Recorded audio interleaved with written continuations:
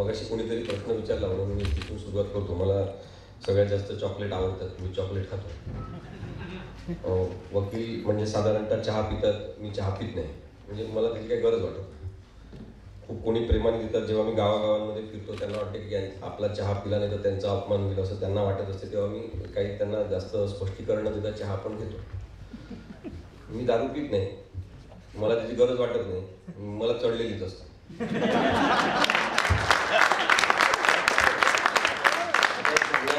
त्यांना दारू प्यायची असेल ते पिऊ शकतात, ते पण स्वातंत्र्य त्यांना आहे. प्रत्येकाच्या आरोग्याचा विचार त्यांनी कसा करायचा हे त्यांनी करावा.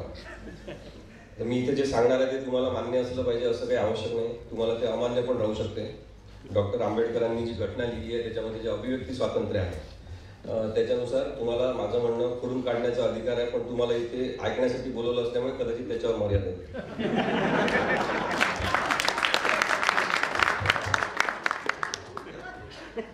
आता जे काही प्रश्नोत्तर वगैरे झाले त्याच्यामध्ये काही भावनांचे अंश आपल्याला दिसले आणि अशाच भावनांच्या आधारे भांडाभांडी करणारे लोक हे आजच्या राजकीय लोकांचं भांडवल आहे.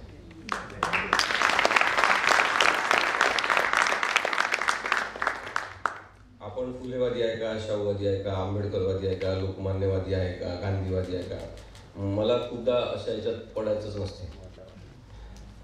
त्याच्यामध्ये रस नाही. मी कशाचा वाद आहे हे तुम्ही ठरवा, पण मला संवाद मात्र करायचा असतो. मी क्रिमिनल केसेस करता करता वाढलो आहे कोर्टामध्ये. क्रिमिनल केसेस मी चालवून वेगवेगळ्या केसेस त्याच्यामधून प्रायोगिकता आणून मला माझ्या बुद्धीचा वापर झाला याचा आनंद होईल अशा प्रकारच्या केसेस करून मी माझी वकिली करतो. मध्यंतरी मला असं वाटत होतं की उच्च न्यायालयात जायला पाहिजे, कारण की त्याच्यामुळे लोक आपल्याला हुशार समजतील. म्हणून मी उच्च न्यायालयामध्ये पण 1-2 वर्ष 3 वर्ष येण्याचा प्रयत्न केला, पण नंतर मला लक्षात आलं की इथे पण तसेच लोक आहेत. कारण की न्यायाधीश पण आपल्या समाजामधून गेलेले असतात आणि म्हणून मग काही जणांना त्यांच्यापैकी वाटते की राष्ट्रगीत म्हटल्याने देशभक्त होतात.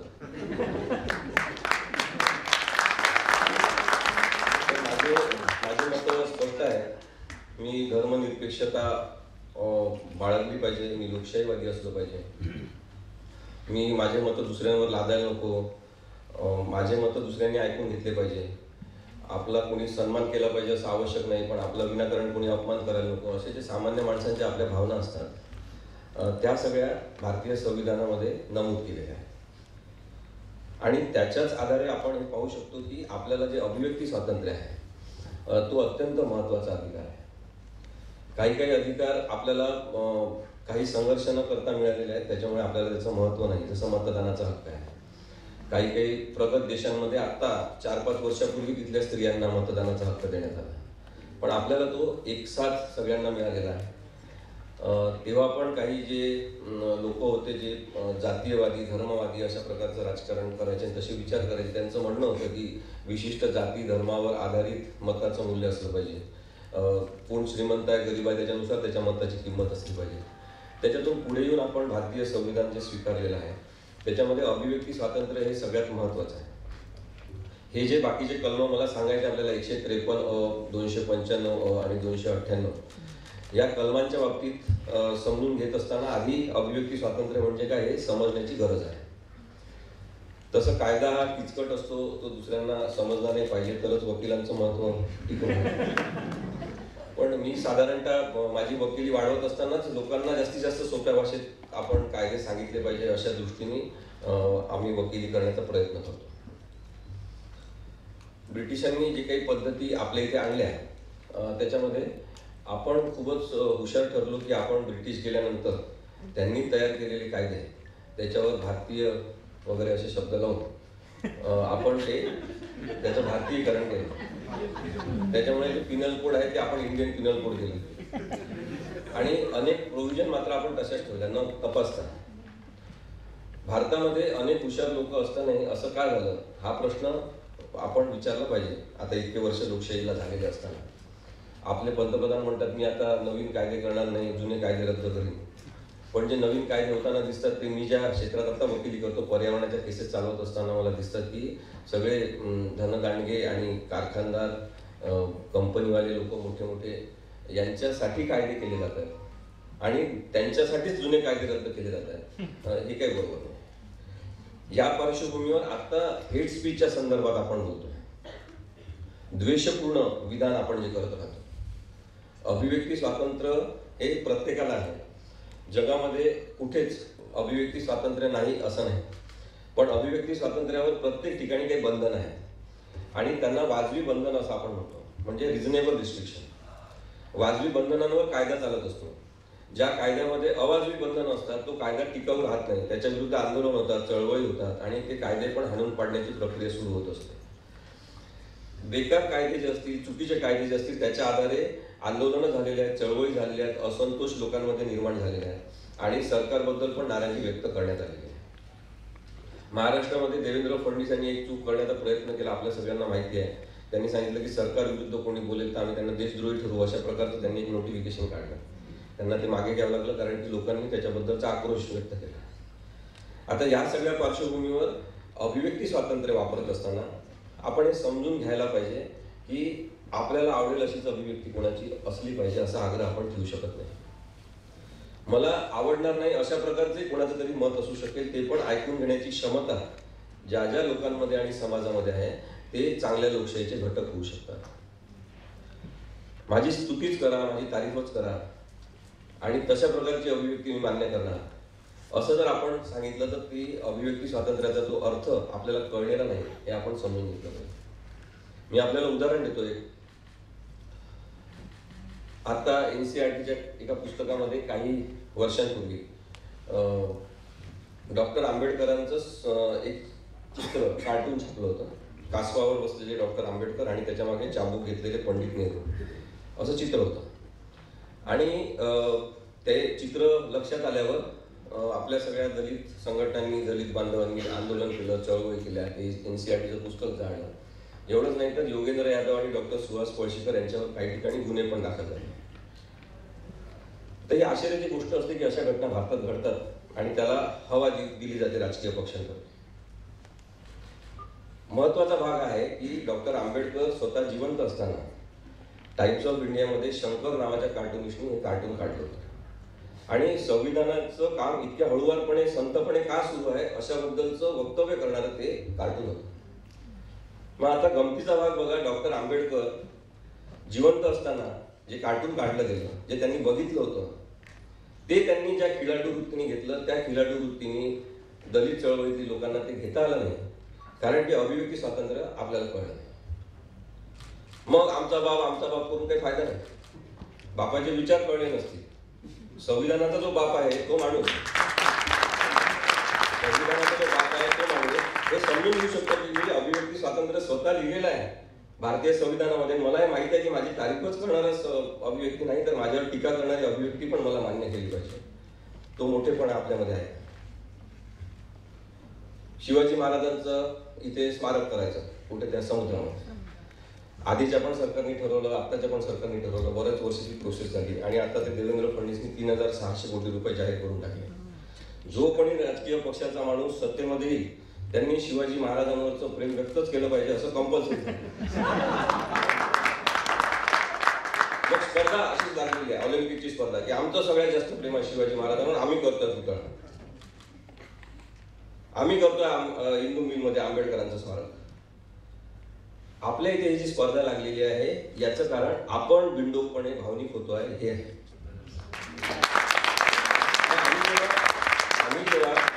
आम्ही जेव्हा केस दाखल केली पर्यावरणाच्या हिताच्यासाठी, रक्षणासाठी, की शिवाजी महाराजांचं स्मारक पर्यावरणाची नुकसान करून अशा प्रकारे समुद्रात बांधू नये, 3,600 कोटी रुपयाचा निधी, लोकनिधी जो आहे तो असा खर्च करू नये. आणि प्रश्न विचारा आपण स्वतः सगळेजण एकमेकांना, शिवाजी महाराज असते तर काय केलं असतं? शिवाजी महाराज असते तर काय केलं असतं? जाणता राजा का होते ते? त्यांना माहिती होतं की लोकांच्या भल्यासाठी मला काय करायचं आहे, कल्याणकारी राज्य कसं चालवायचं हे माहित असल्यामुळे तो जाणता राजा होता. या फुसक्या लोकांना काय घेणार आहे शिवाजी महाराज? देवेंद्र फडणवीसांना सांगा तुमच्या घरातले 5 कोटी रुपये द्या त्या शिवाजी स्मारकासाठी दान. शरद पवारांना सांगा तुमच्या घरातले 10 कोटी द्या त्या शिवाजी स्मारकासाठी. जनतेचा पैसा घेऊन कशाचे डिंग्या मारतात? शिवाजी महाराजांचं प्रेम असलं. शिवाजी महाराजांनी अशा सगळ्या लोकांच्या मुसक्या बांधून त्यांचा कडेलोट केला असता की लोकांचे पैसे या महाराजांनी कोळी समाजाला सेनापती पद देऊन ते जलदुर्ग आणि सगळे त्यांच्या रक्षणासाठी उभं केलं. ज्या माणसांनी माणसं उभे करण्यावर भर दिला त्याचे पुतळे उभारता तुम्ही क्षुल्लक, म्हणजे एवढा क्षुल्लक विचारू शकतो? मग एका माणसाचं असंच क्षुल्लक स्वप्न आहे की नर्मदा नदीच्या तीरावर जगातला सगळ्यात मोठा सरदार वल्लभांचा पुतळा बांधायचा. काय असे क्षुल्लक स्वप्न पाहणारे आपले राजकीय नेते असू शकतात का? हा प्रश्न आपण विचारला पाहिजे. आता ही अभिव्यक्ती आहे, म्हणजे माझं म्हणणं आहे. तुम्हाला मान्य करायचं तर करा, तुम्हाला मान्य नसेल करायचं नका करू. पुतळे घेऊन आपल्याला आनंद होऊ शकतो असं जेव्हापासून राजकीय लोकांना माहीत झालेलं आहे तेव्हा नॉन इश्यूजवर आपण राज्य करू शकतो या लोकांवर हे त्यांना स्पष्टपणे माहिती आहे. यांना संडास देऊ नका, बाथरूम देऊ नका, यांना काही आवश्यक नाही, यांना पुतळ द्या. हा बिल्डोकपणा कुठेतरी आपण थांबवणार का? हा अभिव्यक्ती स्वातंत्र्याचा जो भाग आहे याला बुद्धी प्रामाण्यवाद म्हणतात, याला विवेकनिष्ठता म्हणतात, याला लोकशाहीवरचा विश्वास म्हणतात. हा लोकशाहीचा विश्वास हा बुद्धी प्रामाण्यवाद हा ब्राईट या कन्सेप्ट मध्ये अपेक्षित आहे. देव मानता का? देव आहे का? तुम्हाला मानायचं असेल तुम्ही माना. त्यांनी जे वेगवेगळ्या गोष्टी सांगितल्या, ज्या ज्या देशांमध्ये धर्म आणि जातीचे उत्सव रस्त्यांवर आणले जात नाही त्याच देशांची प्रगती झाली याचा इतिहास तर बघा.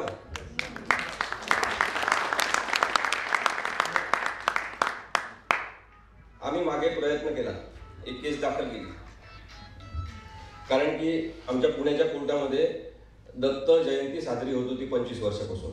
मग आम्ही त्यांना पत्र दिलं जिल्हा न्यायाधीशांना की अशी दत्त जयंती साजरी करू नका. जे पुण्याला होते त्यांना मी तेव्हा पण हे सांगितलं होतं हे उदाहरण. मग काही वकील चिडले, कारण की वकिलांनीच हे असं वाढवून ठेवलेलं आहे. अरे ती न्याय मिळण्याची जागा आहे, तिथे कशाच्या पूजा अर्चा करतात? तुम्हाला करायचं तुम्ही बसा शांतपणे, डोळे मिटा, डोळे मिटल्यावर देव दिसतील ते बघा. कोणाला नमाज पडायचं ते का कोपऱ्यात जा नमाज पडा. कामाधामा सोडून तिथे न्यायालयामध्ये कसे काय धंदे करता तुम्ही? आणि आम्ही जेव्हा जिल्हा न्यायाधीशांना कळवलं की तुम्ही या न्यायालयाचे पूर्ण तुम्ही ऍडमिनिस्ट्रेटिव्ह हेड आहे आणि तुम्ही हे बंद केलं पाहिजे, हे इथे चालू देता कामा नये, कारण की ही एक सेक्युलर जागा आहे. आणि त्यांनी ते मनावर घेतलं, त्यांनी ती पूजा बंद पडली. मग ते वकील लोक माझ्यावर चिडले आणि खूप शिवीगाळ वगैरे केली सगळी. मग तेव्हापासून मला खूप प्रेरणा मिळाली शिव्यांमधून.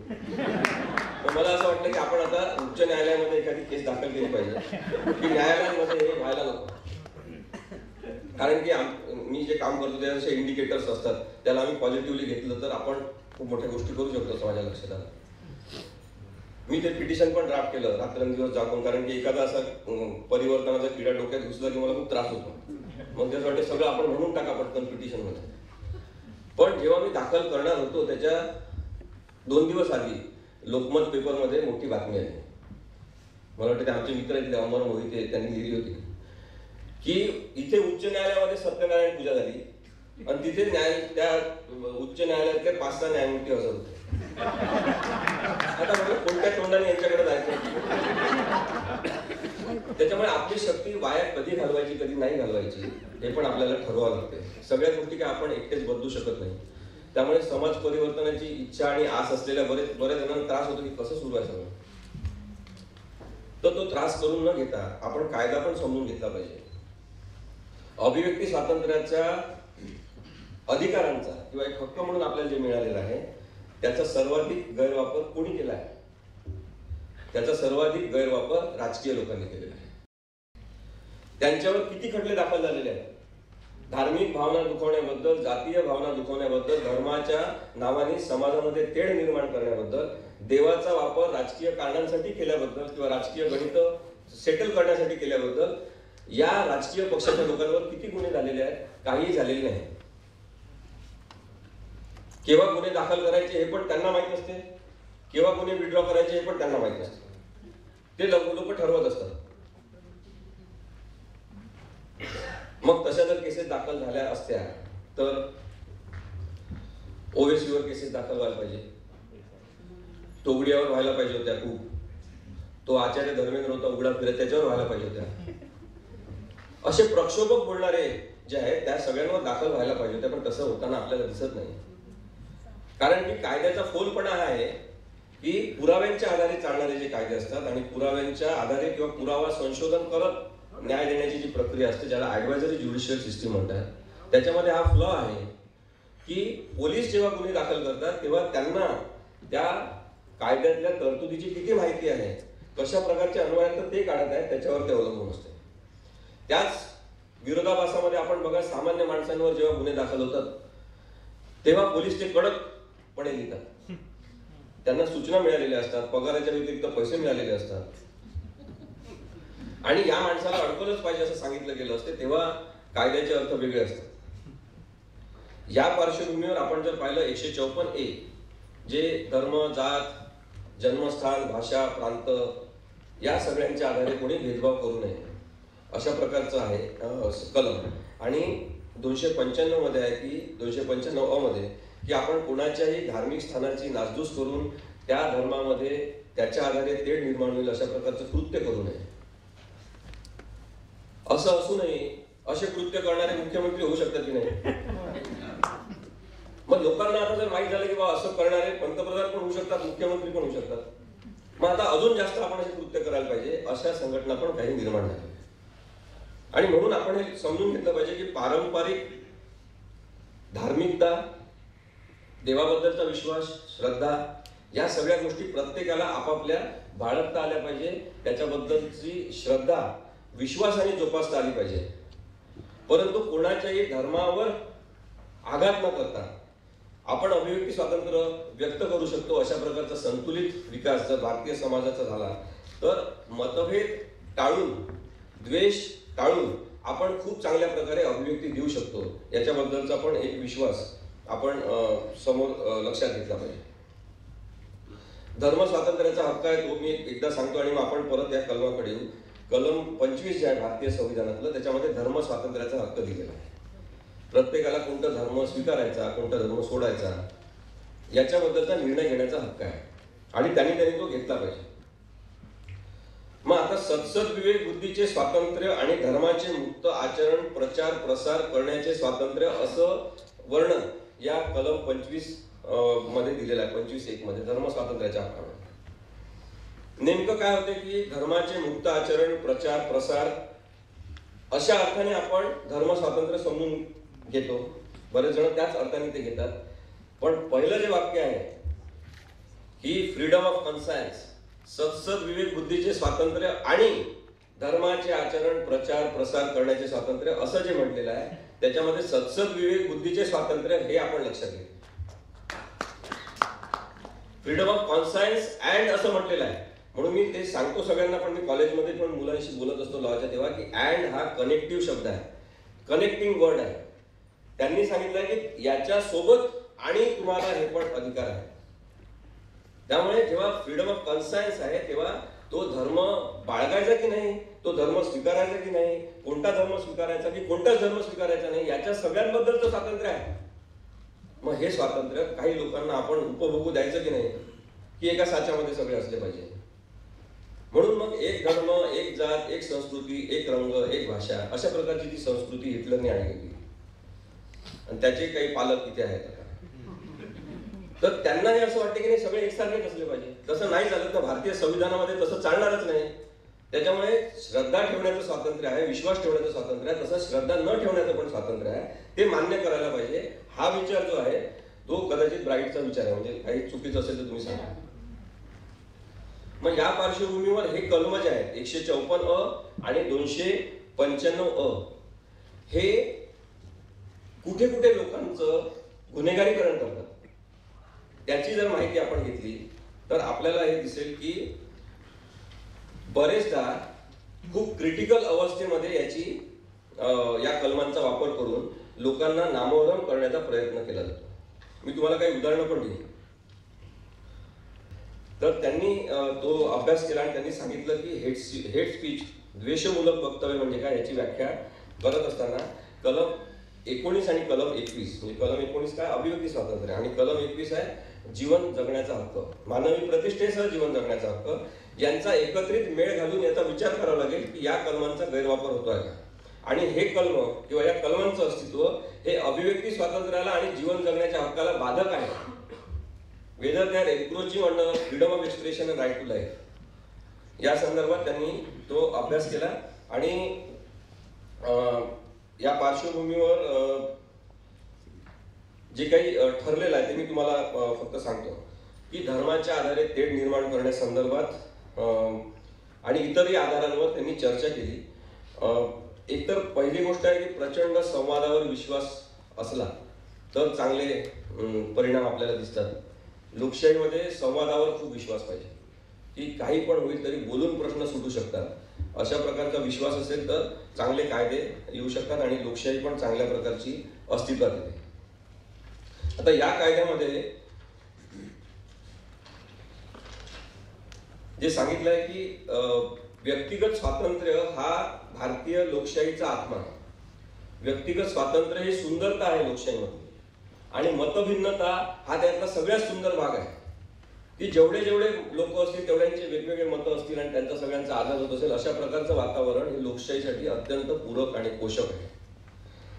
आणि त्यामुळे भावना व्यक्त होत असताना, मतं व्यक्त होत असताना ते द्वेषमूलक आहे का, त्याच्यामध्ये द्वेष आहे का, द्वेषावर आधारित काहीतरी आहे का, हे ठरवण्याचे निरंकुश अधिकार पोलिसांना देणं, ज्यांचं ट्रेनिंग पण झालं नाही की द्वेष म्हणजे काय समजून घेण्याचं, त्यांना हे अनियंत्रित अधिकार देणं हे बरेचदा कायद्याच्या दृष्टीने चुकीच्या गुन्ह्यांचं नोंदणीकरण होण्यामध्ये महत्वाचा एक भाग आहे असं मला वाटतं.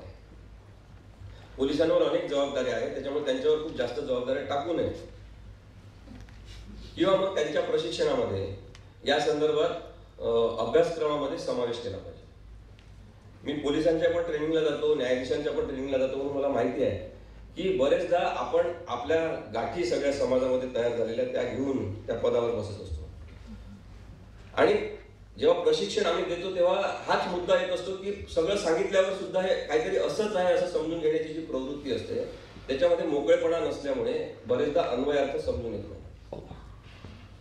माझ्या डोक्यावर थोडासा परिणाम झाला कारण की मी ILS लॉ कॉलेजमध्ये शिक्षण घेत असताना डॉक्टर सत्यरंजन साठे यांच्यासोबत काम केलं. त्यांनी मला नंतर शिक्षण झाल्यावर वगैरे सांगितलं की अरे वकील खूप जण असतात, न्यायाधीश होतात काही जण, भारताला ज्युरिस्टची गरज आहे, तू ज्युरिस्ट हो असं मला त्यांनी सांगितलं.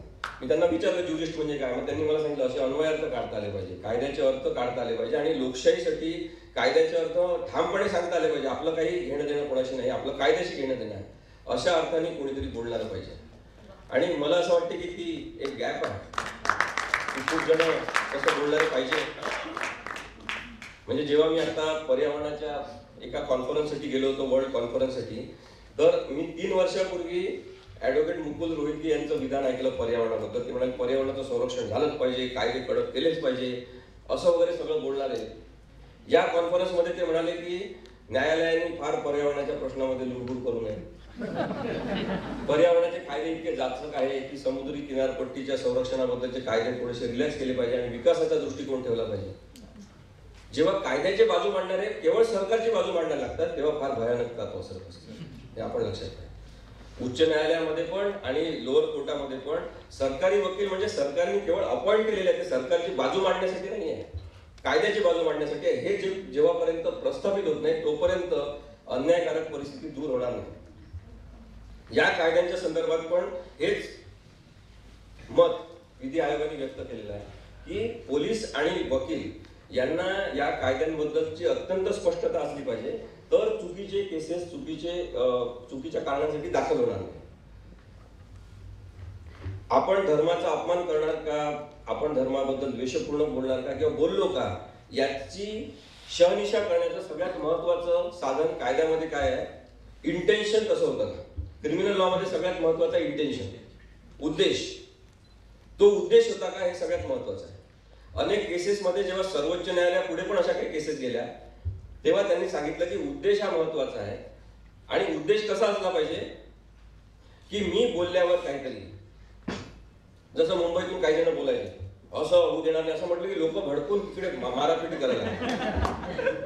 आता याला म्हणतात की तो माणूस बोलला आणि घटना घडणं सुरू झालं, दंगली सुरू झाल्या, त्याला म्हणतात क्लोज प्रॉक्सिमिटी, की तात्काळ परिणाम, बोलल्याबरोबर तात्काळ परिणाम, लोकांना सूचना मिळाल्या, त्यांनी तसं वागणं सुरू केलं आणि तोडफोड सुरू झाली. ते आहे द्वेषमूलक बोलणं.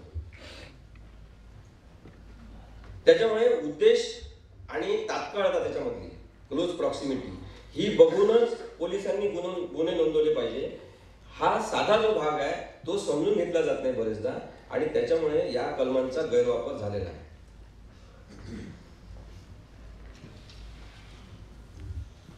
आता पब्लिक ऑर्डर आणि मोरॅलिटी असे दोन अत्यंत गुणगुणित शब्द याच्यामध्ये आहेत.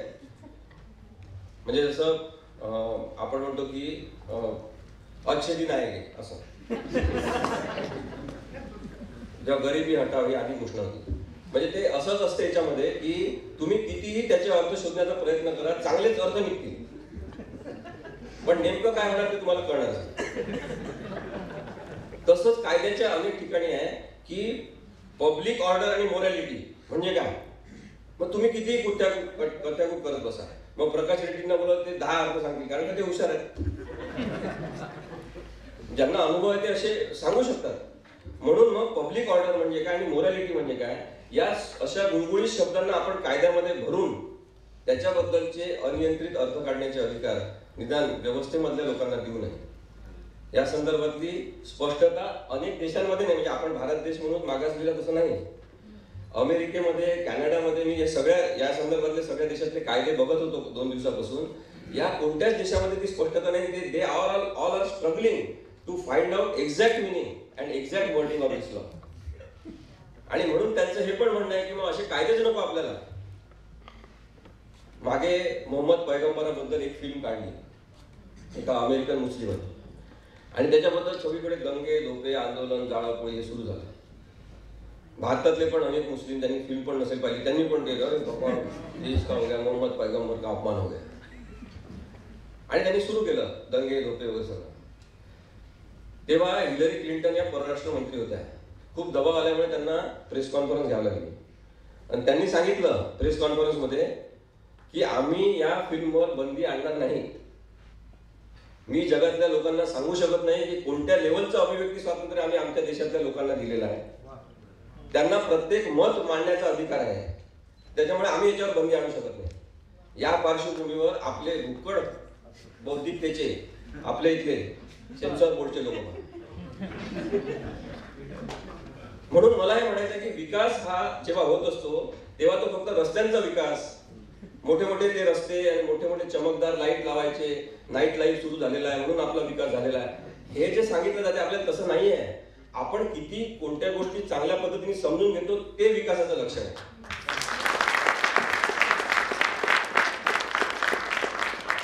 म्हणून मग प्रत्येकाचं गुन्हेगारीकरण करणं हे थांबलं पाहिजे. हा एक फंडामेंटल इश्यू आहे, मूलभूत हा इश्यू आहे. नॉन इश्यूजवर ज्यांना काम करायची सवय आपण लावलेली आहे त्या राजकीय लोकांना, त्यांचा विचारांचा काही दोष नाही. गैर लागू मुद्द्यांवर ते काम करतात आणि बोलतात, कारण की आपण त्यांना ते सोपं करून दिलेलं आहे. त्या संदर्भात आता हा लोकशाहीचा मुद्दा आपण त्याच्यासमोर मांडला पाहिजे असं मला वाटतं. कोणत्याच देशामध्ये जसं मी सांगितलं की लिबर्टी अनकंट्रोल्ड आणि ऍब्सोल्यूट अशा प्रकारची दिलेली नाही, पण त्याच्यावर जे रिस्ट्रिक्शन्स आहेत ते रिझनेबल असले पाहिजे, ही मागणी सगळीचकडे आपल्याला होताना दिसते. आता भारतामध्ये अशा संदर्भातले कोणते कोणते कायदे याची फक्त मी तुम्हाला थोडक्यात माहिती देतो, म्हणजे मी नावच फक्त सांगतो तुम्हाला. आपल्या इथे आहे की राष्ट्रविरोधी वक्तव्य करण्याबद्दल 124 भारतीय दंड विधानामध्ये आहे, ज्याचा पण आपल्याला अत्यंत गैरवापर होताना दिसतो. त्यानंतर भारतीय दंड विधानामध्ये आणखी आहे 153, ज्याच्याबद्दल आपण आता बोलत होतो. धर्म, जाती, धर्मस्थान, place of birth, residence, language याच्या आधारे कोणताही भेदभाव करायचा नाही, द्वेषमूलक बोलायचं नाही आणि भांडणं लोकांमध्ये लावायचं नाही. सेक्शन 153B आहे की राष्ट्रीय एकात्मतेला ठेच पोहोचेल अशा प्रकारचं वक्तव्य करायचं नाही. परत ही पण एक अशीच गुळगुळीत संकल्पना आहे राष्ट्रीय एकात्मता. त्यानंतर सेक्शन 295A आहे IPC मधलं की मुद्दामून इंटेन्शनली एखाद्या धर्माचा अपमान होईल अशा प्रकारचं कृत्य करायचं नाही. जे आपले इथले आता ते आदित्यनाथ झाले मुख्यमंत्री, त्यांनी सांगितलं होतं की मुस्लिम कब्रस्तानमध्ये जाऊन तिथल्या बायांना उकरून काढून त्याच्यावर बलात्कार करा असं सांगणाऱ्यांच्या सभेमध्ये ते हजर होते, ते मान हलत होते. तर हे चुकीचं म्हणजे ते विधान पण चुकीचं होतं आणि त्याला होकार देणारे पण चुकीचे होते, ते या कलमाखाली बसते.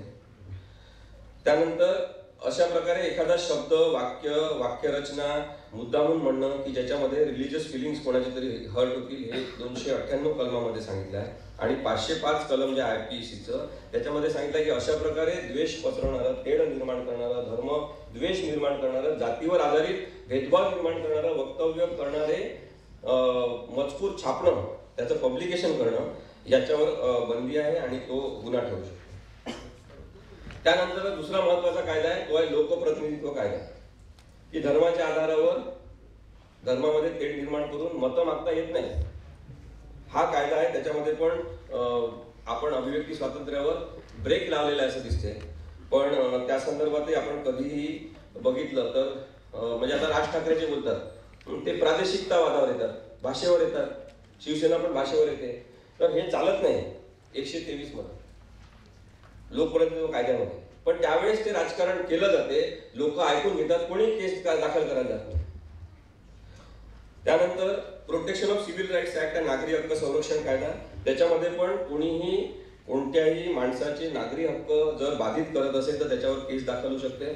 त्यानंतर रिलिजियस इन्स्टिट्यूशनचा मिसयूज कोणी करत असेल, धार्मिक स्थळांचा मिसयूज करत असेल, म्हणजे एखाद्या मस्जिदमधून मीटिंग घेऊन एखाद्या मुल्ला मौलवीनी सांगलं की इस बार इसके पार्टी को वोट देना है, चालत नाही, हे असं चालत नाही. मी अयोध्येमध्ये होतो, ते अयोध्या कांड झाल्यानंतर आम्ही 5-6 जण मित्र गेलो होतो तिथे शांती काम करण्यासाठी, शांतीबद्दलचं म्हणजे शांतता प्रस्थापित. तर तेव्हा सगळेजण आम्हाला सांगायचे अरे उधर नाही, राम तो हमारे घर में जन्म हुआ था, इधर है मंदिर. प्रत्येक घरामध्ये राम जन्म झाला असंच ते सांगतात. फार कन्फ्युजिंग वातावरण तिथे आहे. आणि तिथे अनेक गुंड, डाकू, बदमाशांना तिथे लोकांनी स्थान दिलेलं आहे. ते दाढ्या वाढवतात, ते ब्लँकेट सारखे कपडे घालतात आणि त्याच्यामध्ये सहभागी होतात आणि ते महाराज होऊन जातात. कारण आपले ते सगळं वेश कोणता त्याच्यावर अवलंबून असतं.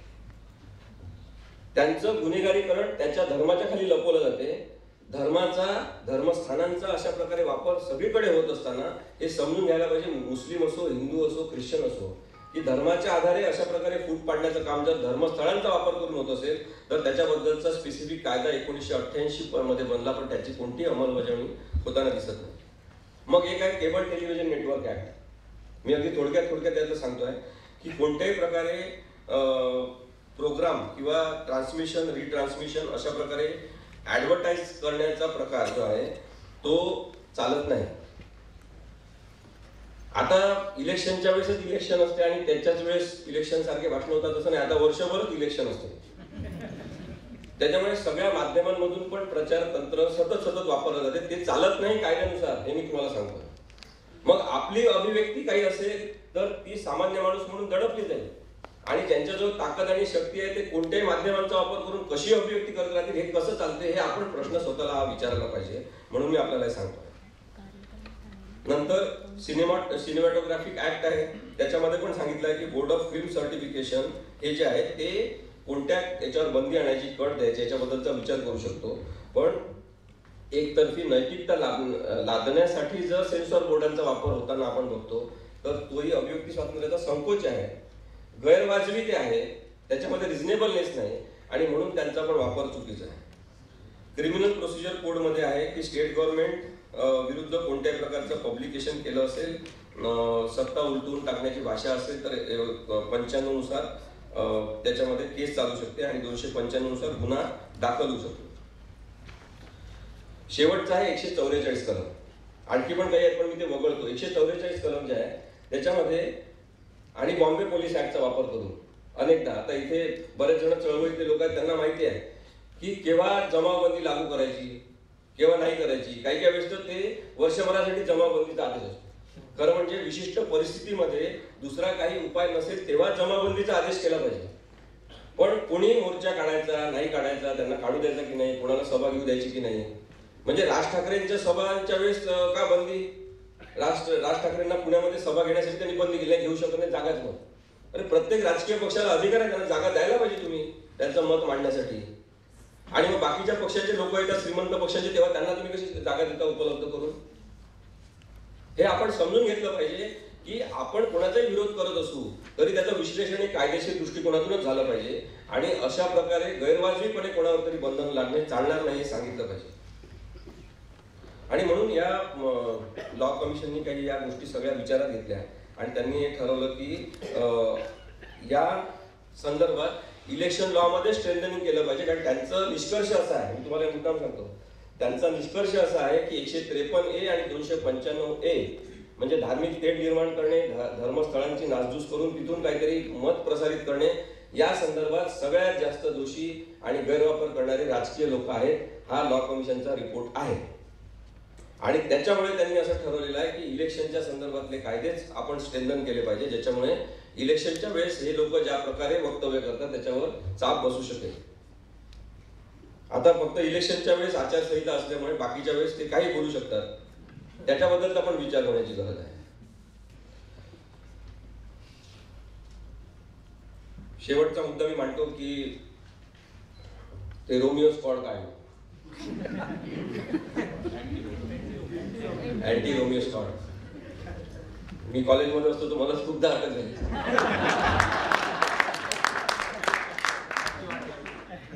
मग ते प्रशांत भूषण त्यांनी सांगितलं की अँटी कृष्णा स्क्वॉड करा, कारण की रोमिओचा एकच प्रेमी म्हणजे एकटीचाच प्रेमी होता, तो कृष्णाचे अनेक होते. मग आता कृष्णाचा नटखटपणा म्हणून आपण ते स्वीकारायचं. कृष्णा नटखट होता, बाल लिहिला होता त्याच्यात, मोठा झाल्यावर पण लिहिला, लहानपणी पण लिहिला. पण मग आपण त्याच्याबद्दल बोलायचं नाही, कारण त्यांच्यावर लगेच केसेस दाखल झाल्या, त्यांना माफी मागावी लागली. तर तार्किक दृष्टिकोनातून काहीतरी मांडणी करणाऱ्यांना वारंवार माफी मागणाऱ्यांचा हा जर देश असेल तर आपण लोकशाही केव्हा शिकणार की आपण दरिद्रीत राहणार वैचारिक दृष्टिकोनातून? याचा विचार झाला पाहिजे की नाही? प्रेम व्यक्त करण्याचा अधिकार आहे की नाही? दोघा मुला मुलींना बसण्याचा अधिकार आहे की नाही? की प्रत्येक वेळेस तुम्ही चौकशी करणार की तू रोमिओ आहे का तुला पकडतो? प्रेम करण्याचा पण अधिकार द्यायचा नाही, त्याच्यावर पण संशयाने बघायचं वातावरण तयार करायचं. हे काही चांगली परिस्थिती नाही.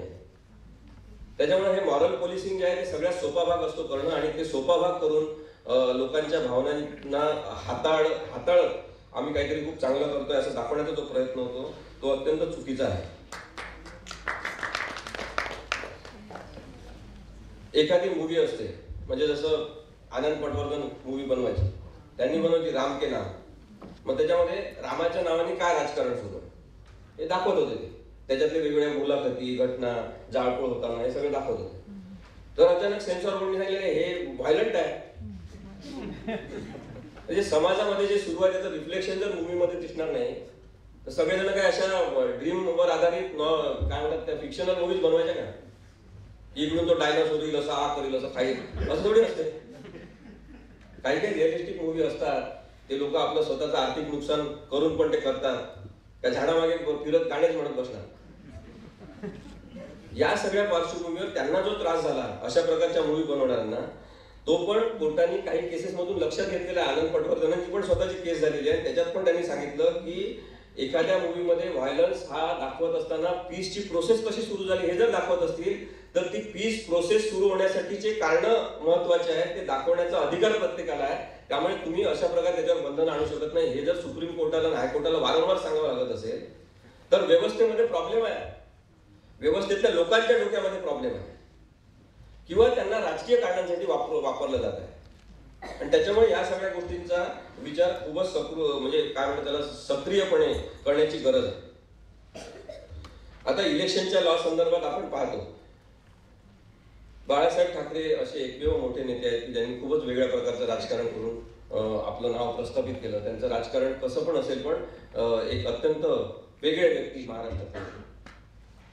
पण त्यांचं वेगळेपण परत आणखी ठसठसीतपणे पुढे आलं जेव्हा एकमेव मोठे नेते आहेत की ज्यांच्यावर मतदानासारखा महत्वाचा हक्क बजावायचा नाही अशी 6 वर्षाची बंदी आहे, रमेश प्रभूंच्या केसमध्ये. कारण की अभिव्यक्ती स्वातंत्र्याचा धडधडीत गैरवापर करणारा तो माणूस होता. म्हणजे आपल्याला अनेक चांगले गुण बघत असताना हे विश्लेषण पण करण्याचा अधिकार आहे, म्हणून मी हे मांडतो. म्हणजे मी काही कोणाच्या भावना वगैरे मला दुखवायच्या नाही. मी बाळासाहेब ठाकरेंना भेटलो पण आहे, ते फारच हुशार होते असं मला जाणवलं. कारण मी माझी तारीफ केली म्हणून नाही, कारण भेटल्यावर ओळख करून दिल्यावर त्यांनी म्हटलं तुमचे लेख वगैरे वाचत असतो मी, मानवी हक्कवाले ना, मला पटत पिटत नाही बरं ते मानवी हक्क असं ते म्हणजे मला हे वाटलं की मी उच्च कसा पाहिलं त्यांच्या दृष्टीने, पण ते एवढं वाचतात सगळे पेपर. म्हणजे हे एवढा मोठा पक्ष पसरलेला चालवणं महाराष्ट्रामध्ये, एवढे हिंसक लोक सगळे एका जागी ठेवणं,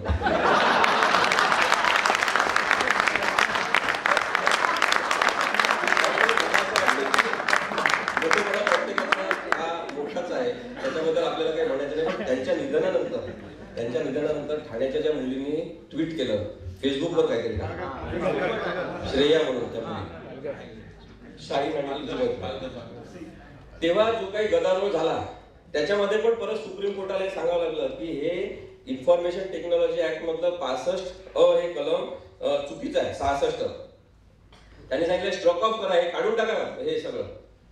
आणि तिथे पण त्यांनी प्रॉक्सिमिटीचा मुद्दा मांडला की त्या मुलींनी ते फेसबुकवर टाकल्यामुळे दंगली झाल्या का, की कोणीतरी ते वाचून नंतर दंगली केल्या.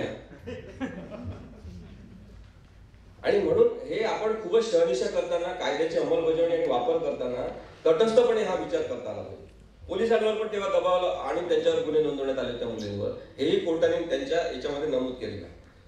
अशा घटना ज्या आहेत त्या व्हायला नको याची काळजी आपण सगळ्यांनी घेतली तर आपण खरे लोकशाहीचे वाहक होऊ शकतो. कॉन्टेक्स्ट कोणता आहे आपल्या बोलण्याचा हा महत्वाचा भाग आहे असंही त्यांनी सांगितलेलं आहे. मला असं वाटतं की मी बरेचसे मुद्दे इथे आपल्यासमोर मांडण्याचा प्रयत्न केला आणि त्याच्यामध्ये सगळ्यात शेवटी त्या रिपोर्टमध्ये त्यांनी म्हटलेलं आहे की याच्याबद्दलची नक्की शहनिशा झाली पाहिजे की या कायद्याची उपयुक्तता उरलेली आहे.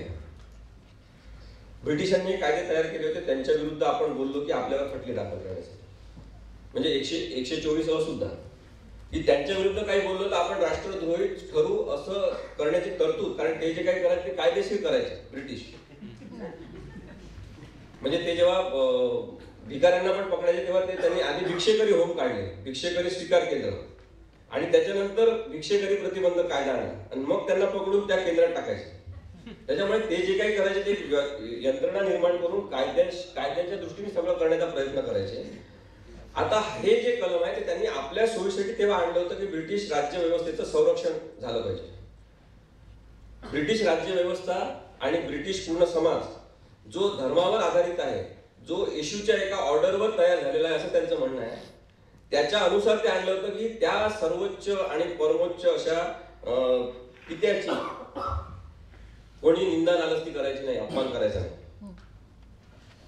त्या अनुषंगाने आणलेले जे कायदे आहेत ते आता आपण बदलण्याची गरज आहे आणि त्याची मागणी आपण केली पाहिजे. मी 2-3 फक्त सूचना किंवा माझं म्हणणं विनंती आपल्याला सांगू शकतो सगळ्यांना की ब्राईट तर्फे आपण लॉ कमिशनला पत्र लिहिलं पाहिजे की त्यांनी त्वरित या संदर्भातला अहवाल जो आहे तो केंद्र सरकारकडे सादर केला पाहिजे. आपण केंद्र सरकारला आपण पत्र लिहिलं पाहिजे की या संदर्भात हा कायदा जो आहे तो त्यांनी बदलला पाहिजे. तसंच आपण सर्वोच्च न्यायालयाच्या न्यायाधीशांना सुद्धा पत्र पाठवलं पाहिजे.